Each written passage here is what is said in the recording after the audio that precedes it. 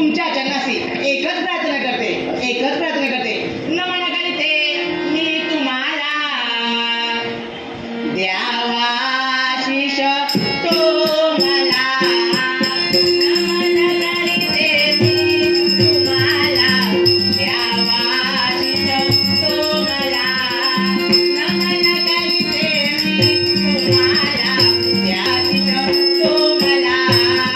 द्यावा आशीष तो मला द्यावा आशीष तो मला द्यावा आशीष तो मला द्यावा आशीष तो मला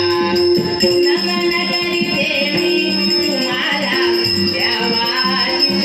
तो मला नमन करते मी तुम्हाला द्यावा आशीष तो मला नमन करते मी तुम्हाला द्यावा आशीष तो मला देवे पाणी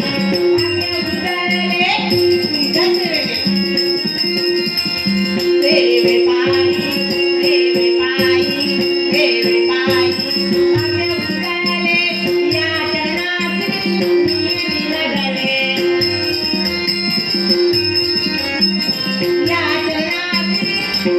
या चरणाची मी विलगले नमन करते मी तुम्हाला द्यावा आशीष तो मला नमन करते मी तुम्हाला द्यावा आशीष तो मला नमन करते मी तुम्हाला द्यावा आशीष तो मला द्यावा आशीष तो मला द्यावा आशीष तो मला द्यावा आशीष तो मला द्यावा आशीष तो मला नमन करते मी तुम्हाला द्यावा आशीष तो मला नमन करते मी तुम्हाला द्यावा आशीष तो मला नमन करते मी तुम्हाला द्यावा आशीष तो मला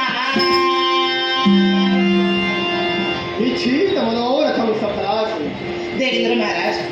एकाएकी हाक देण्याचं कारण एकच संप्रदाय पुष्पमालिनी सभेच्या ठिकाणी हा